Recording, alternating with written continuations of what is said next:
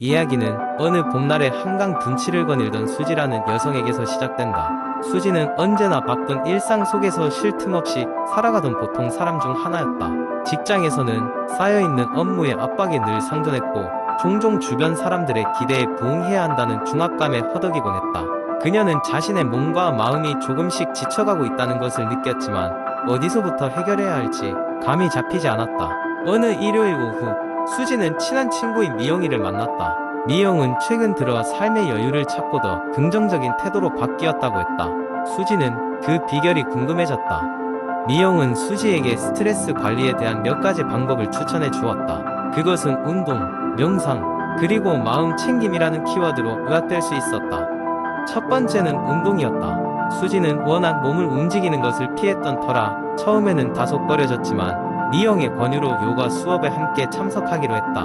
요가 수업은 그녀에게 단순한 운동 이상의 것이었다. 심호흡을 하며 몸의 긴장을 풀고 스트레칭하면서 불필요한 생각들을 잠시 내려놓을 수 있었다. 수업이 끝났을 때 기분이 훨씬 상쾌해졌다는 것을 깨달았다. 두 번째로는 명상이었다. 미영은 데이터 과학자로서 치열한 삶을 살며 잦은 스트레스와 싸웠는데 어느 날 우연히 명상을 접하게 되었고 마음에 큰 위안을 얻게 되었다고 했다. 수지는 이를 듣고 혼자 명상을 시도해 보았다. 처음에는 생각이 어수선해서 어려움을 겪었지만 미영이 추천한 모바일 명상 앱을 사용해 규칙적으로 하다 보니 차츰 익숙해졌다. 매일 아침 조용한 시간을 가지며 명상을 하는 것이 하루의 시작을 긍정적으로 바꾸는 힘이 되었다. 세 번째는 마음 챙김이었다.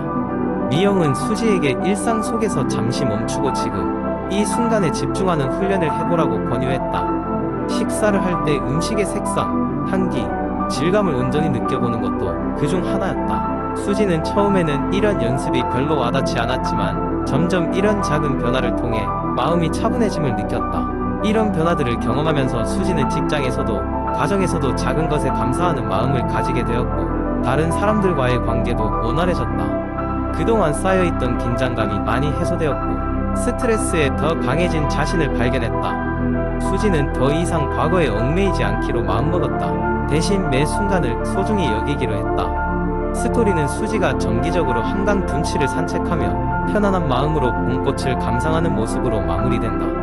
그녀는 여전히 바쁜 일상을 살고 있었지만 스트레스 관리 방법을 통해 건강한 마음을 유지하며 보다 행복한 삶을 살고 있었다. 두 번째 이야기 일단 첫 번째로 수면의 중요성에 대해 이야기해볼게. 많은 사람들이 수면을 단순한 휴식 시간이라고 생각하지만 실은 수면은 우리 몸의 회복과 노폐물, 청소에 굉장히 중요한 역할을 한다고 해. 나는 이를 실제로 경험했어. 일을 많이 하던 시절에는 5시간도 채 자지 못했어. 그러다 어느 날 계속되는 피로감과 집중력 저하로 더 이상 일을 할 수 없을 지경에 이르렀지. 결국 건강이 악화되어 병원을 찾았는데 의사 선생님은 내게 하루에 7시간 이상의 충분한 수면을 취해야 한다고 말씀하셨어. 그날 이후로 나는 알람 시계를 안 썼고 정해진 시간에 잠들고 일어나는 습관을 들였어. 그렇게 꾸준히 3주를 실천하니 정신이 맑아지고 이전보다 에너지가 넘치는 걸 느낄 수 있었어. 두 번째는 물 많이 마시기야. 사실 물을 많이 마시는 게 건강에 얼마나 좋은지 몰랐던 나는 매일 커피만 주구장창 마셔댔지. 하루 종일 척척 갈라지는 입술과 자꾸만 가려워지는 피부 때문에 피부 관리에 더 많은 돈을 쓰기 시작했어. 그런데 친한 친구의 조언으로 하루에 적어도 2리터의 물을 마셔보겠노라 결심했어. 처음에는 힘들었지. 화장실이 너무 자주 가고 물을 억지로 마시는 게 고역이었거든. 근데 신기하게 한 달이 지나니까 피부가 촉촉해지고 입술도 자연스럽게 촉촉해졌어. 느끼함도 사라지고 몸이 전체적으로 맑아진 느낌이라 할까. 세 번째 습관은 하루 30분 운동이야. 나는 어릴 적부터 운동이라는 것 자체에 흥미가 없었던 터라 운동이 얼마나 큰 변화를 줄 수 있을지 알지 못했어. 대학교 시절에는 친구들과 학업 핑계로 그리고 사회생활을 시작하고 나서는 시간이 없다는 핑계로 운동을 정말 멀리했지. 그런데 직장에서 스트레스를 계속 받아서 작은 일에도 참지를 못하고 신경이 예민해졌어. 그러던 어느 날 우연히 직장 동료가 추천한 요가 수업에 참가하게 되었고 거기서 진정제처럼 스트레스를 푸는 방법을 배웠지. 처음에는 힘들었지만 차츰 요가라는 과정을 즐기게 되었고 이후에는 직접 시간이 부족할 때 혼자서 수련을 하게 되었어. 네 번째는 규칙적인 생활 패턴을 유지하는 것이었어. 매일 일정한 시간에 식사를 하고 운동을 하고 자는 것이 중요해. 나는 과거에 엄청 불규칙하게 살았어. 야식을 자주 먹었고 항상 늦게 일어나다 보니 아침도 거르기 일쑤였지. 근데 어느 순간 그게 나한테 악영향을 끼치고 있다는 걸 깨닫고 정해진 시간에만 음식을 먹기로 했어. 처음엔 배가 고플 땐 많이 힘들었지만 2주 정도 지나니까 몸이 적응하더라고. 그래서 규칙적으로 생활하려고 했더니 건강이 절로 좋아졌어. 5번째는 식습관 조절이야. 패스트푸드와 자극적인 음식을 좋아했던 나는 끈질긴 결심을 하고 식단을 관리하기 시작했어. 어렵게 시작했지만 첫 주에 4kg 정도가 빠지니 정말 보람을 느꼈지. 몸이 가벼워졌고 매일 아침이 즐거웠어. 그 후로는 식이섬유가 풍부한 채소와 과일, 그리고 단백질이 풍부한 식사를 중심으로 식단을 구성했어. 예전과는 다르게 배가 들어간 몸매를 보면 보람을 느끼게 되더라고. 6번째 습관은 정신 건강을 챙기는 것이었어. 사실 이건 제일 중요한데 쉽게 잊혀지는 부분이야. 나는 항상 예민하고 스트레스를 많이 받는 성격이라 걱정이 많았어. 그건 어쩌면 내 마음의 병 같은 거였어. 그래서 명상과 호흡법을 배운 게 큰 도움이 되었지. 매일 아침 10분 정도 눈을 감고 깊게 숨을 쉬며 하루를 시작하면 긍정적인 생각으로 가득 차게 되더라고. 이는 내일의 내가 이상적인 상태로 하루를 보내기 위한 정신적 준비였어. 7번째는 우리에게 너무 당연하지만 무시하기 쉬운 것, 바로 손 씻기와 개인 위생을 꼼꼼히 하는 것이었어. 예전에는 손 씻기를 대수롭지 않게 여겨 대충대충 했었지. 친구가 위장병에 걸리는 걸 보고 나서는 깨끗하게 손을 씻고 상비된 손 소독제도 사용하게 되었어. 이젠 손만 자주 씻어도 감기 같은 질병에 자주 걸리지 않더라고. 8번째 습관은 내 주변 사람들과 좋은 관계 유지하기였어. 스트레스를 지우려 해도 인간관계가 꼬이면 다시 돌아오고 말아. 내가 겪은 바로는 인간관계가 마음에 걸리면 몸도 자연스럽게 따르게 되는 걸 경험했거든. 그래서 가족과 더 시간을 보내고 친구들과 자주 서로의 안부를 묻는 습관을 가졌어. 9번째는 꼭 자외선 차단제를 바르는 것이야. 어릴 때는 건강한 피부색이란 말을 너무 좋게 들은 나는 피부를 타도 크게 신경 쓰지 않았었어. 하지만 시간이 지나며 기미와 잡티가 많아지는 걸 보며 이를 크게 후회했어. 이제는 외출할 때 꼭 자외선 차단제를 바르고 피부를 보호하려고 해. 마지막 10번째 습관은 나만의 취미를 찾는 것이었어. 스트레스를 받거나 힘든 일이 있을 때 이를 털어낼 취미가 있는 건 정말 중요해. 나는 요즘 사진 찍기와 그림 그리기에 빠져 있어. 무엇인가에 집중하면 불안하거나 복잡한 마음이 사라지고 오롯이 현재에 집중할 수 있어. 이건 내 영혼의 쉼터이자 창조의 시간이지. 나는 이 10가지 습관을 통해 벅차고 포기하고 싶던 건강 회복을 이룰 수 있었어.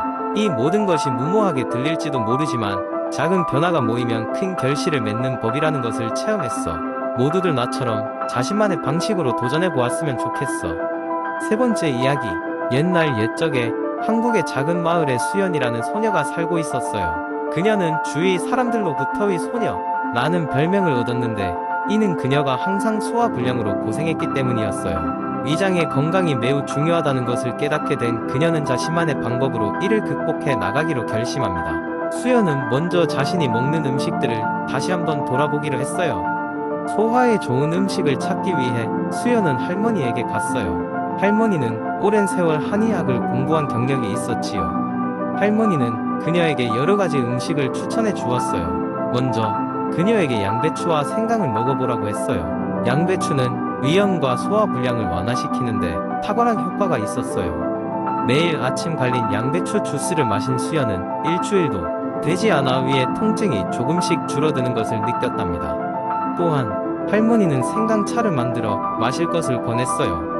생강은 소화력 증진과 염증 완화에 뛰어난 효과를 발휘했어요. 따뜻한 생강차 한 잔은 그녀의 위장을 따뜻하게 감싸주고 소화 과정을 부드럽게 만들어 주었어요. 이렇게 자연의 지혜로 가득한 음식들 덕분에 수연은 조금씩 건강을 되찾을 수 있었어요. 수연은 더 나아가 민간요법을 활용해 매 식사 전 올리브 오일 한 숟가락을 섭취하기 시작했어요. 이탈리아에서는 오래전부터 위의 건강을 위해 사용되었던 방법이었어요. 이 외에도 그녀는 소화 효소가 풍부한 파인애플을 후식으로 먹으며 음식물 소화에 도움을 주었어요. 시간이 지나면서 수연은 몸의 변화를 느꼈어요. 한때는 항상 답답하고 아팠던 그녀의 위가 이제는 차분하고 평온해졌어요. 그녀의 생활 방식도 함께 변했는데요. 천천히 먹고 적게 먹으며 규칙적으로 식사를 하는 것이 이제는 당연하게 느껴졌답니다. 특별히 각종 인스턴트 음식과 기름진 음식은 가급적 피하고 자연에 가까운 음식들을 즐겨 먹었습니다. 소화에 좋은 음식 등을 통해